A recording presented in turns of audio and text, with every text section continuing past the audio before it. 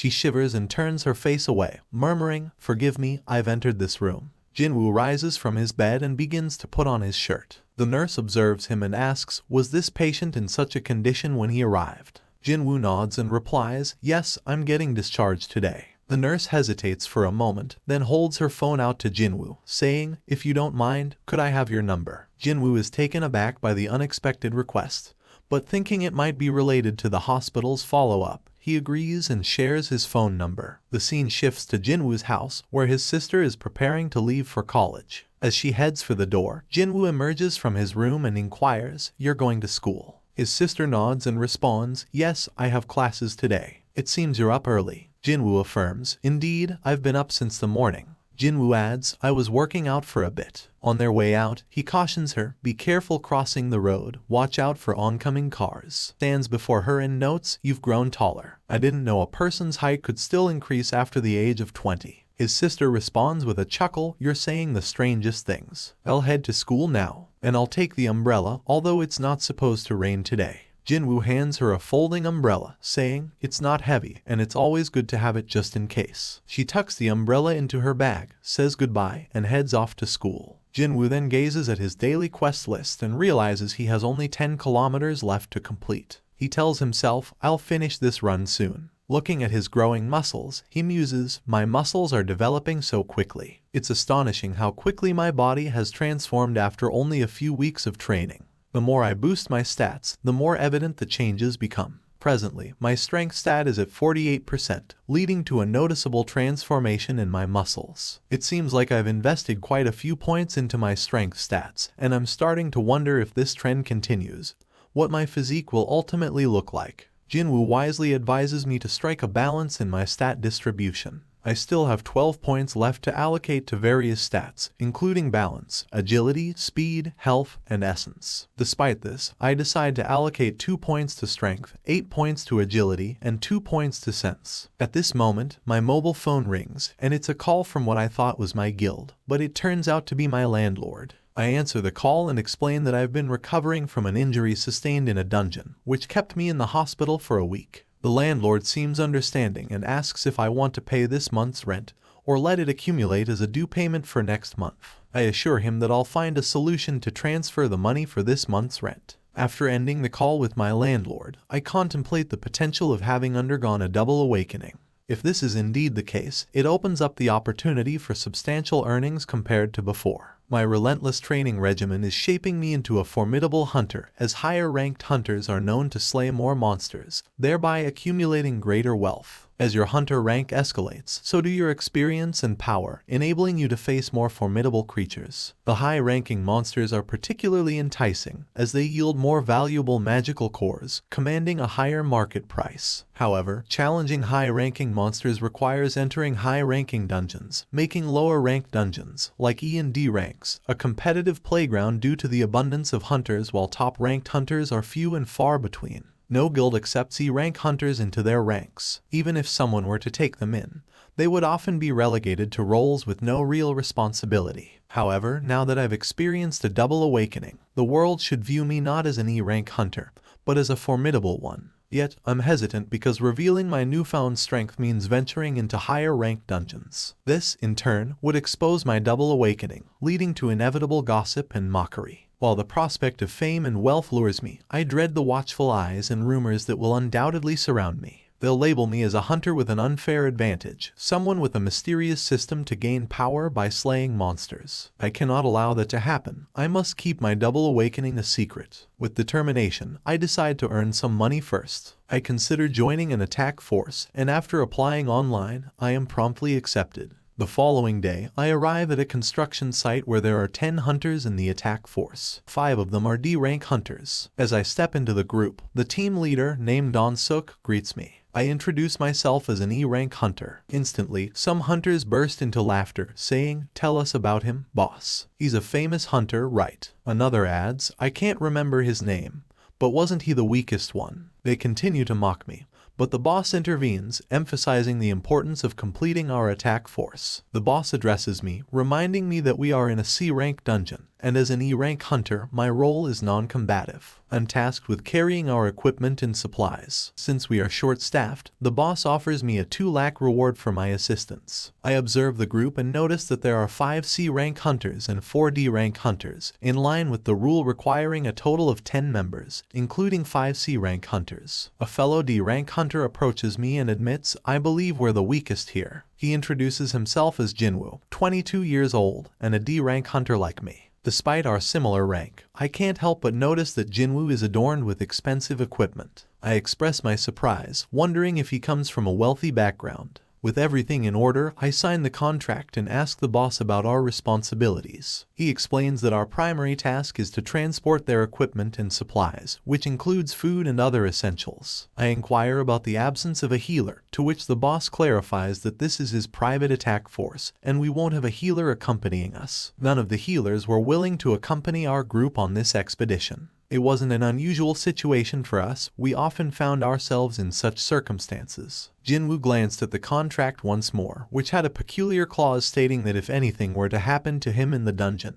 he wouldn't hold his boss responsible. Jin-Woo shook his head, noting the absence of a healer and realizing that this would be a challenging journey. The rest of the hunters urged their boss to lead them into the dungeon quickly, assuring him that they would deal with any monsters they encountered. They didn't see the need to explain themselves to the less experienced members of their group. Jin-Woo leaned over to reassure Jin-Woo, "Don't worry, I've got your back. If anything happens, I'll protect you." Jin-Woo chuckled in response and hoisted his bags, indicating he was ready to proceed. With their preparations complete, the group was set to venture into the dungeon. Their boss inquired about the halted construction at the site, noticing the absence of anyone but their party. Jin-Woo explained that the boss responsible for the construction had taken the workers and fled overseas, leaving the workers and investors in a predicament. Puzzled, Jin-Woo asked why he was sharing this information. Jin-Woo offered to help carry Jin-Woo's bags, to which Jin-Woo declined, confident in his ability to manage them. Jin-Woo commented on Jin-Woo's quiet demeanor, to which Jin-Woo replied with a smile, "It's not that I'm always silent. You just talk a lot." Jin-Woo joked, asking if he was bothering Jin-Woo. Jin-Woo assured him that people rarely took him seriously, as being a hunter was merely a hobby for him, and he spoke with confidence. As they approached the dungeon gate, their boss announced their arrival. The group marveled at the gate's size, which appeared larger than usual for a C-rank dungeon. The boss's partner expressed doubt about its rank, but the boss confirmed that it had been verified by the guild. Jin-Woo couldn't hide his unease at the sight of the daunting gate. Jin-Woo attempted to ease his concerns by explaining that the gate's size didn't determine the dungeon's rank, as the guild based it on the energy it emitted. The actual determination of the rank, whether it would be a B rank or higher, was a matter for the major hunter guilds to resolve. Jin-Woo admitted that it was his first time entering a C-rank dungeon, and he was just as unfamiliar with the situation. The leader instructs the team, "All right, I'm heading inside. Follow me." With that, they all venture into the depths of the dungeon behind their leader. Jin-Woo decides to join a combat party to make some extra money. This group comprises a total of 10 individuals, and they set their sights on a C-rank dungeon. Subsequently, they all enter the dungeon's gates. As they step inside, the darkness envelops them, prompting Dong-suk to request, "It's pretty dark in here. Someone shed some light." A fellow party member employs their magical abilities to conjure fire, illuminating the dungeon. In the distance, they encounter numerous corridors and pathways, but curiously, no monsters in sight. Perplexed, they comment on the abundance of caves but the absence of creatures. Jin-Woo, however, urges silence and remarks, "I can hear something." Deep in thought, Jin-Woo speculates, in this darkness, the monsters here likely despise light. The absence of visible monsters doesn't imply their non-existence. Their discussion is interrupted when Jin-Woo suddenly exclaims, "The dungeon's inhabitants are insect-type creatures, 4-legged insects." This revelation puts the other hunters on high alert, and they collectively surmise, this must be a nesting ground. Just as they contemplate this, they hear the sound of approaching birds, growing closer and closer. Fear washes over them as they wonder from which tunnel these creatures will emerge. Jin-Woo quickly deduces, they aren't coming from the front, they're descending from above through an overhead tunnel. With determination, the leader commands, "Use your magic to bring them down." The team promptly takes action, eliminating the descending birds. While their fellow hunters are locked in combat with other creatures, Jin-Woo stands back, carefully observing the situation. He remarks, "These C-rank hunters have a strong camaraderie among themselves. It's possible that's why they don't require a healer on their team." Their boss, Dong-suk, takes good care of them, and the other hunters are supportive too. Jin-Woo catches Dong-suk's attention due to his impressive equipment, despite his lack of experience. As they proceed through the dungeon, a Chundi approaches, but Jin-Woo swiftly dispatches it with a powerful kick. Dong-suk urges his companions to clear the area quickly and eliminate the remaining monsters. After a swift victory over the Chundies, the boss instructs everyone to collect the crystals. Excitement fills the air as they anticipate sharing the loot among themselves. Dong-suk approaches Jin-Woo, curious about how he sensed the monster's approach from above. Jin-Woo simply replies that he had a hunch, earning praise from the boss for his intuition. As the group prepares to leave, a friend of the boss notices the large Chundi remains and realizes they didn't cause this damage with their magic or swords. Dong-suk speculates about the possibility of more powerful monsters in the dungeon, or perhaps the dungeon boss is responsible. In reality, it was Jin-Woo's kicks that had dismembered the Chundies. Jin-Woo's expensive equipment catches the boss's eye, and he shares that it's his first raid, courtesy of his father's financial support. Jin-Woo is puzzled by the sudden inquiry, but the boss advises him not to draw too much attention. Dong-suk also eyes Jin-Woo with suspicion. The team gathers to confront the dungeon boss in a maze-like room. Jin-Woo contemplates his role, which seems to involve collecting loot without having to fight. He questions the need to engage in combat when he's earning a substantial sum without any risk. However, Jin-Woo recalls his sister's warning about a lizard and wonders if it's related to the boss monster or something else. As they approach the boss's lair, they encounter a grisly scene littered with lizard corpses. Dong-suk remarks on the multitude of lizard remains. I believe the leader is responsible for all of this. There must be a leader present in this place. That's why the dungeon gate is still open. Dong-suk instructs his companion to illuminate the area with his magical abilities. As soon as the light fills the space, they observe a sight before them, large nets filled with captured lizards. The dungeon's boss monster is a formidable spider, which has woven intricate webs throughout the tunnel. Dong-suk informs the group that they have likely reached the boss's lair and should prepare for an upcoming battle. Together, they venture further into the tunnel. After a short distance, Dong-suk makes an exciting discovery, a room filled with a multitude of mana crystals. The members of the group are intrigued by the potential value of these crystals, even though they are less valuable than magic crystals. They realize that selling these mana crystals could still yield substantial profits. Dong-suk estimates that they may earn a significant amount of gold, possibly as much as 10 million. One of the group members comments on how Dong-suk's younger brother, Dong-soo, who is a higher-ranked hunter in America, may become envious if he learns of Dong-suk's newfound wealth. Dong-suk contemplates the mana crystals, hoping to gather sufficient funds to expand his team and prove his worth to his brother. He plans to demonstrate that he is a valuable asset to the hunting community. Jin-Woo, another member of the group, hands Dong-suk his contract paper for inspection. After reviewing it, Jin-Woo raises an issue with the contract, stating that it does not specify how they will distribute any loot beyond the crystals. Dong-suk, initially overlooking this detail, quickly agrees to share the mana crystals with Jin-Woo as well. However, their attention is soon diverted when they notice a colossal spider monster hanging from above, serving as the dungeon's boss. Dong-suk realizes that they must retrieve the mana crystals before engaging the boss in battle, as defeating the boss will trigger the closing of the dungeon gate. Fortunately, the spider monster is currently asleep due to its recent feast on numerous birds, giving the group an opportunity to secure the crystals. Dong-suk inquires about their equipment, specifically a bag he had requested. To his dismay, his friend admits that he left the bag outside the dungeon with all their essential gear. Dong-suk apologizes to Jin-Woo and the group, acknowledging the oversight and frustration caused by his forgetful friend's actions. "Will the two of you stay here to guard this place?" Jin-Woo asked. "We'll bring that bag," he continued, addressing his fellow hunters. "Are you guys serious? Do you want to leave us in the boss's room?" Dong-suk questioned. "No problem," Jin-Woo reassured them. "That spider monster is sleeping. It has eaten a lot of birds, so I don't think it will wake up anytime soon. We'll come back with our stuff. You just need to keep an eye on the room. You said this is your first raid, and Jin-Woo mentioned it's his first raid in a C-rank dungeon. You two should keep an eye on me. Everything will be fine. If something had to happen, it would have already. We are talking loudly, and the spider monster hasn't woken up yet," Dong-suk added. The other hunters agreed, and one of them chimed in, "We have to smoke. That's why we're leaving the boss's room. You guys stay here." With that, the boss led the other hunters out of the room. Jin-Woo explained, "This is a rule for C-rank dungeons. You can only take up to 10 people inside. If you don't have 10, you can't enter. Dong-suk had 8 members, but Jin-Woo and his companion were extras. As Dong-suk and his friends left, he instructed one of them to block the entrance to the room with his magical powers, locking Jin-Woo and Jin-Woo inside with the boss. Jin-Woo realized the importance of his sister's warnings about the lizard. He remembered a friend's story about some hunters being like lizards, adapting to the dangers of the dungeons. Accidents were not uncommon in their line of work, and when a hunter died in a dungeon, it didn't raise eyebrows. The world knew it was a dangerous job, and blaming anyone was pointless. The boss noticed the commotion and said, "A friend was killed by the monsters. No one is going to stop the hunters." Dong-suk took out his mobile phone and began researching Jin-Woo on the internet. Jayu-man expressed concern about closing the entrance, and Dan-suk inquired about their chances of defeating the boss. Jayu-man admitted he lacked the confidence,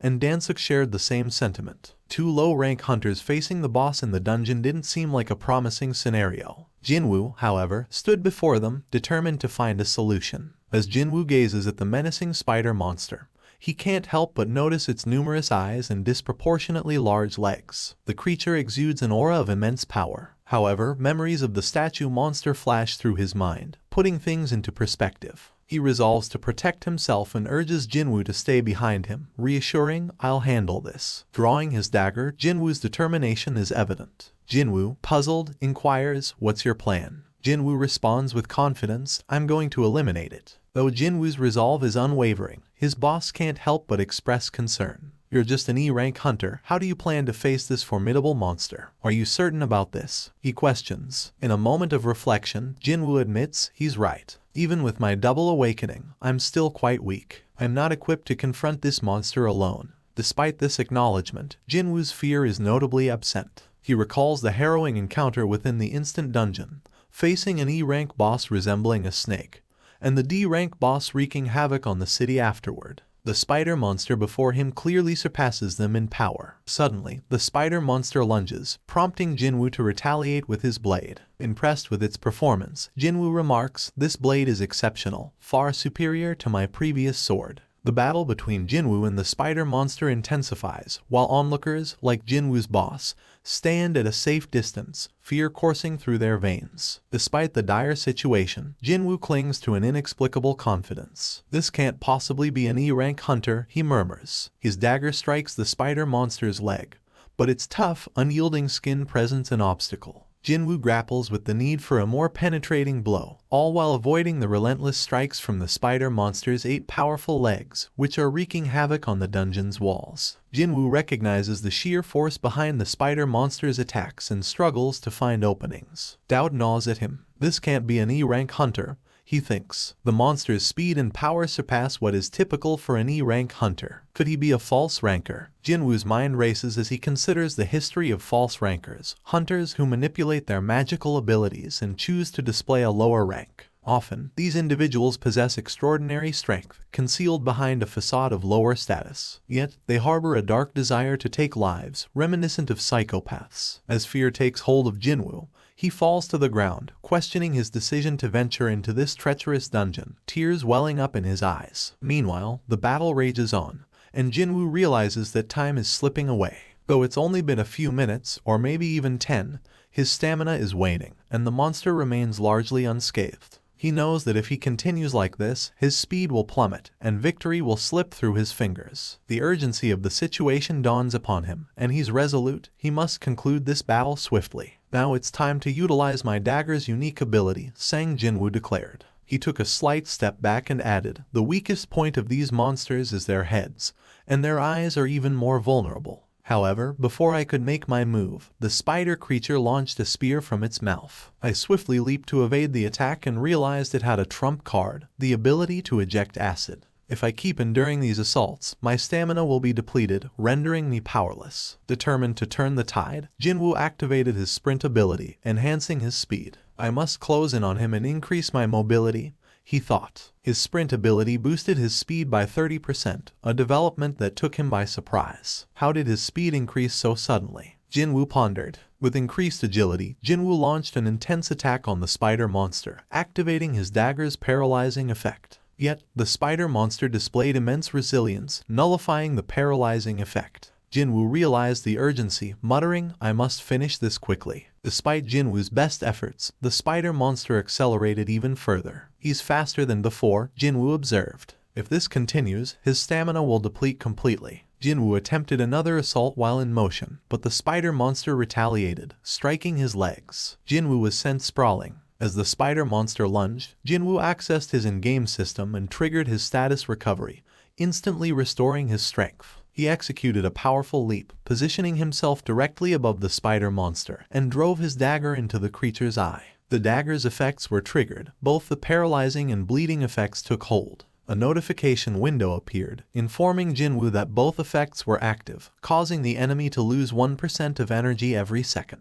Jin-Woo continued his relentless attack with the dagger. Eventually, another notification window popped up, declaring that he had defeated the dungeon boss. As he stood victorious, 3 additional windows appeared, indicating that he had leveled up 3 times. Jin-Woo exhaled deeply and reflected, "I'm grateful I didn't use my daily reward, the status recovery, earlier. I shudder to think what might have happened." Jin-Woo was astonished at his achievement. "How did I manage to defeat a dungeon boss alone?" he wondered. Collecting himself, Jin-Woo used his dagger to extract magical cores from the spider monster's remains. He acquired 10 magical cores after defeating the creature. Picking them up, he made a suggestion to an observer. "Sir, you can fill these bags with all your magical crystals if you wish. I'll take care of them for you." In the midst of their perilous dungeon journey, a fellow adventurer reached into his bag and retrieved a bottle of water, extending it to Jin-Woo. "Sir, you must be parched. Please, have some water," he kindly offered. Jin-Woo was taken aback by this unexpected act of generosity, wondering what had triggered such a change in his companion's behavior. Without a word, Jin-Woo dashed away and began dismantling the mana crystals, his focus solely on the task at hand. As the crystals shattered, he exclaimed, "Now that we've collected all the crystals, we can extract their essence." The dungeon's interest was reignited at this crucial moment, and Dan-suk, along with the rest of their group, hurriedly made their way back into the dungeon. To their astonishment, they discovered the lifeless remains of the fearsome spider monster and the 2 seemingly fragile adventurers still standing. It was a perplexing sight, leaving them to question, could these 2 have taken down the boss together? Was it possible that the boss spider was not as formidable as they thought? Jin-Woo's impressive equipment did not go unnoticed, and the group marveled at his D-rank status, acknowledging that he might have been the one to vanquish the boss. Dan-suk, too, regarded Jin-Woo with newfound respect, admitting, "I had underestimated him greatly." The notion of an E-rank hunter, traditionally considered the weakest, achieving such a feat seemed improbable. It was clear to Dan-suk that Jin-Woo possessed considerable power and remarkable equipment, though the specifics remained a mystery. With an air of caution, Dan-suk concluded, "We shouldn't provoke him. For now, it's in our best interest to ally with him rather than making an enemy." One of Dan-suk's companions pondered the next steps, prompting Dan-suk to clarify, "Our priority now is to bring the D-rank hunter into our fold, so he can eliminate the other threat." Addressing Jin-Woo directly, Dan-suk disclosed, "I've conducted some research about you, your background, and your impressive equipment. It seems you're the son of a wealthy individual. I've even reached out to your father, assuring him of our intent to ensure your safe exit from this dungeon." Jin-Woo, somewhat intrigued, responded, "What does my father have to do with this?" Dan-suk explained, "Our commitment to your safety led us to establish this connection. We're here to make good on that promise. However, there is a condition. You must eliminate Sang Jin-Woo." When Jin-Woo hears this, he's taken aback and exclaims, "Are you out of your mind? How am I supposed to do that?" Dan-suk responds, "It's your only option. Kill Jin-Woo and join our group, and we'll ensure your safe escape from this place. If you don't take him out here, we'll take care of both of you right now. Don't be scared, no one will witness this. If you eliminate him, no questions will be asked, and you won't have to leave. Are you afraid of an E-rank hunter? Get it done swiftly." Jin-Woo gazes at Jin-Woo and retorts, "I won't stoop to such actions." Jin-Woo adds, "I understand this well. I've always had to yield to the strong in front of me. In my weakest moments, I'll always end up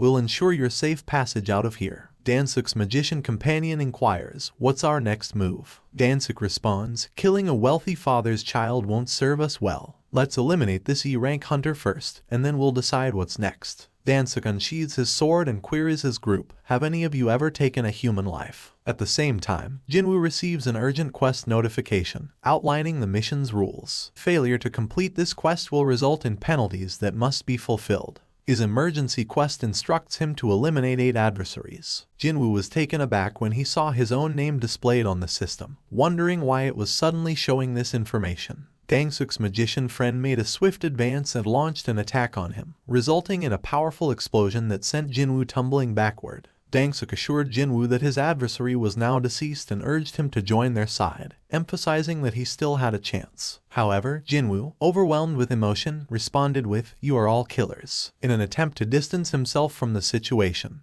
Jin-Woo retreated behind a wall, reflecting on his past experiences. He contemplated the harsh reality that success favored the powerful, and that he had forgotten this truth. He remembered his past dungeon ventures and how he always returned after recovering from injuries. At that moment, his system presented a daunting task: eliminate 8 people who were his enemies or face death as a consequence of failing the quest. Jin-Woo had a difficult choice to make: kill these 8 individuals or face his own demise. With determination, he decided to confront his enemies. Standing up after enduring a beating from Dangsuk, Jin-Woo realized that the system was not making him weaker, but stronger. He recognized that he could also utilize the system to his advantage. Jin-Woo stepped forward, addressing Dangsuk's friends, and pointed out that Dangsuk had been spared, but Jae-won's powers had waned, making him unable to defeat even an E-rank hunter. Dangsuk expressed his intent to finish the task, but Jae-won protested, citing a severe depletion of his powers. Jin-Woo, unwavering, advanced and challenged them, reminding them of the gravity of their actions. He warned them of the risks that came with being a hunter, as anyone could become prey in the dungeon. Ignoring Jin-Woo's words, Dangsuk approached him, only to have Jin-Woo draw a dagger and swiftly incapacitate him.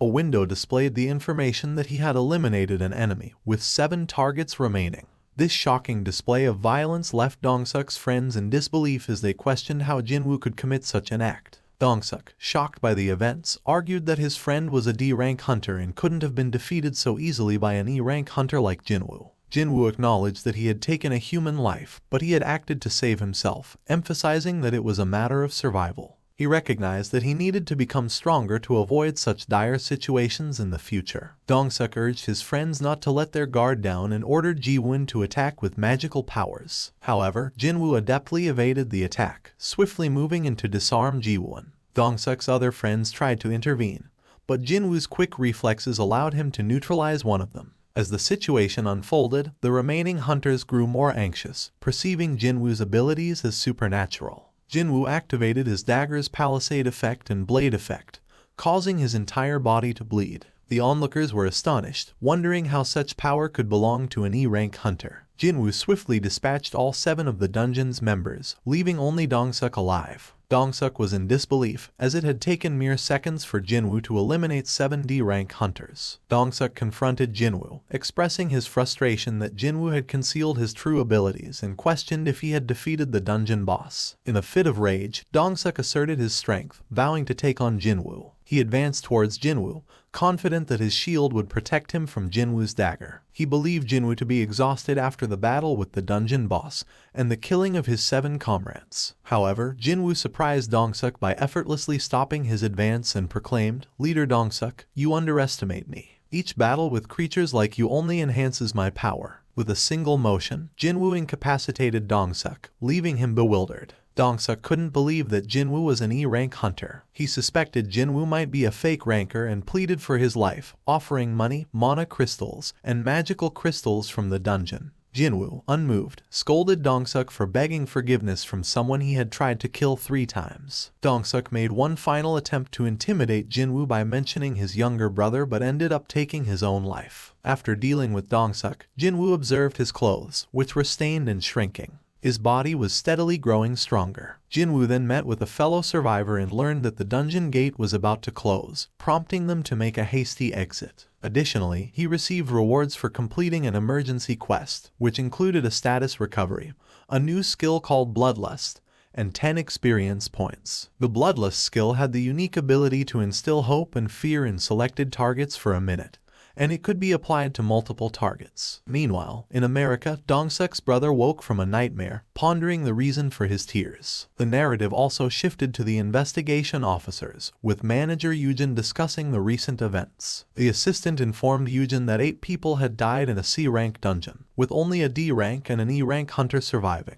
Yoojin speculated that they had escaped. However, the assistant revealed that they had not escaped but had cleared the dungeon, bringing back valuable mana crystals and magic crystals. Yoojin was impressed by the quality of equipment and the fact that the D-rank hunter had likely defeated the dungeon boss. He was puzzled about how 8 C-rank hunters had perished in a seemingly manageable dungeon. The manager sternly advised Yoojin, "Stop wasting my time. If there's something suspicious, report it. It's common for hunters to perish in dungeons, and lower-ranked hunters often flee and take the credit." Yoojin's assistant interjected, "I haven't told you the shocking part. The E-rank hunter who escaped the dungeon is Sung Jin-Woo, the same one rescued before. However, he's not an awakening hunter. His mana crystal test showed only 10 power points." Manager reassured, "Your suspicion is valid, but not every hunter can double awaken. There's no need to investigate further." Assistant continued, "Our concern isn't about Jin-Woo but the death of a hunter in the dungeon. His brother, an S-rank hunter in America, won't ignore it." The manager acknowledged, "You mean Dong-soo. If that's the case, we must investigate." In the next scene at Jin-Woo's home, he surprises his sister with chicken wings. She asks why, to which he replies, "I don't know if it's good or bad." He sips alcohol, lamenting his inability to feel the effects. Jin-Woo discloses the window notification he received when he discovered he would be a player. It mentioned Kandaru's blessing, granting him invulnerability to poison.